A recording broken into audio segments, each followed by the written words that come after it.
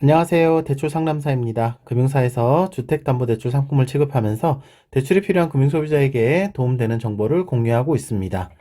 자, 오늘은 주택담보대출 약정 위반됐을 때 어떤 불이익이 있는지 그리고 어떻게 해결할 수 있는지 유용한 방법을 알려드리겠습니다.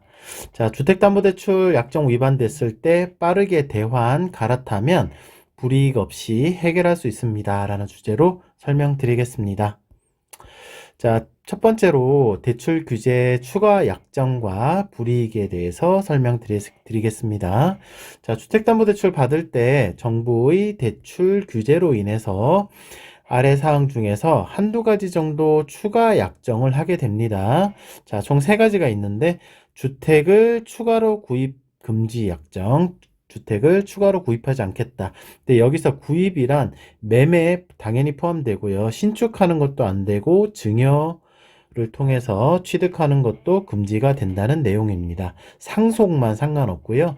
매매, 신축, 증여 모두 주택을 구입한 걸로 적용을 해서 약정 위반 처리를 하게 됩니다. 두 번째는 기존 주택을 처분하겠다는 약정, 그리고 구입한 주택에 전입하겠다는 약정. 보통 처분 또는 전입 의무는 약정 위반되는 사례가 별로 없는데 이 주택 추가 구입 금지 약정은 위반되는 사례가 상당히 빈번하게 발생을 합니다. 이 약정이 있는 거를 생각을 못하고 뭐 조그마한 주택을 뭐 산다든지 이런 일이 발생을 하는 거죠. 또 나 모르게 나의 배우자가 그냥 집을 사버린다든지 그런 거 있는 거죠. 자, 주택담보대출 위반이 되면 두 가지 불이익이 있는데 첫 번째는 대출금 전액 상환해야 합니다. 내가 3억을 대출 받았으면 그 대출이 기한이익 상실되기 때문에 전액 상환을 해야 되고요. 두 번째는 3년간 주택 관련 대출이 금지됩니다. 주택 관련 대출이란 주택담보대출과 전세자금 대출이 되겠습니다. 자, 이렇게 두 가지 모두 적용이 되기 때문에 대출금을 무조건 갚아야 되고 3년 동안 대출을 못 받는 그런 불이익이 있습니다. 대출금을 상환하지 못하면 기한의 이익 상실이 되기 때문에 연체 처리가 되면서 신용 점수가 크게 하락하게 되고 담보물건은 강제집행, 경매 절차에 들어가게 됩니다. 금융사가 약정 위반 사실을 적발하면 일단 대출자에게 연락해서 전산에 약정 위반자로 등록되기 전에 빠르게 상환하세요 라고 요청을 합니다. 이 제도의 목적이 약정 위반자를 막 양산하는 게 아니기 때문에 되도록이면 자력으로 상환을 시키고 해당 대출권을 마감시키기 위함입니다.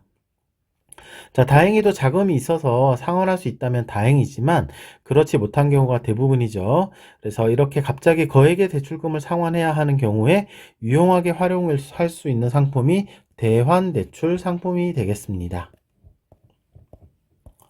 자, 약정 위반권 대환대출 상품에 대해서 한 가지씩 짚어보겠습니다.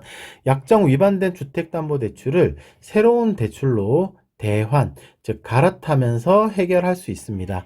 신용정보원 전산에 등록되기 전에 위반된 대출을 빠르게 상환하면 앞에서 설명드린 불이익 없이 마무리를 할 수 있습니다. 원칙상 동일한 종류의 주담대 상품으로는 대환이 안 되기 때문에 새로운 대출로 갈아타는 방식입니다. 자, 대환대출 상품의 한도, 금리 등 상세 조건을 살펴보겠습니다. 자, 첫 번째, 대출받을 수 있는 담보물건. 아파트 가능하고요. KBC에 없는 나홀로 아파트도 가능합니다. 두 번째는 다세대 주택, 연립주택, 우리가 보통 빌라라고 합니다. 가능하고 도시형 생활주택도 가능합니다. 자, 대출 한도는 담보물건 기준 시세의 LTV 상품에 따라서 70에서 80% 적용이 됩니다. 70% 상품도 있고요. 80% 상품도 있습니다. 그리고 임차인이 거주 중인 경우에는 그러니까 담보물건에 임차인이 거주하고 있다면 보증금 또는 소액임차 보증금을 차감을 하게 됩니다. 소액임차 보증금은 지역에 따라서 적게는 2,500부터 많게는 5,500만 원까지 있습니다. 자, 대출금리는 연 4.5%부터 나오고 있습니다. 2025년 12월 기준이고요. 금리 방식은 고정 또는 변동금리 선택해서 가능하고 대출금리는 개인 상황 및 대출 옵션 선택에 따라서 차등 적용이 됩니다. 자, 상환 방식은 대출기간 3년짜리 상품이고 만기 도래 시에는 연장도 가능합니다.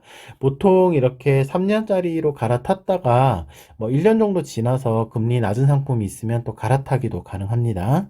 그리고 상환 방식은 만기 일시 상환이라서 대출금 사용 기간 동안 이자만 납입하는 상품이기 때문에 원금이자 같이 내는 상품에 비해서는 오히려 좀 부담이 좀 적은 상품입니다. 이상으로 주택담보대출이 위반된 경우 대환대출 상품으로 빠르게 해결할 수 있는 방법을 알려드렸습니다. 자, 고정 댓글에 블로그 주소 남겨드릴 겁니다. 블로그 방문하시면 좀 더 상세한 내용 확인하실 수 있고요. 저한테 질문하시고 제가 답변 드리고 대출 상담해 드리고 대출 진행해 드리는 채널이 있는데 카카오톡 오픈 채팅과 상담 전화번호 있습니다. 이것도 고정 댓글에 남겨 드릴 거니까 연락 주시면 되고요. 저는 금융소비자에게 가장 유리하고 가장 낮은 금리의 상품 및 금융사를 찾아드리고 있습니다. 연락 주시면 성실하게 상담 잘 해드리도록 하겠습니다. 오늘도 좋은 하루 되십시오. 감사합니다.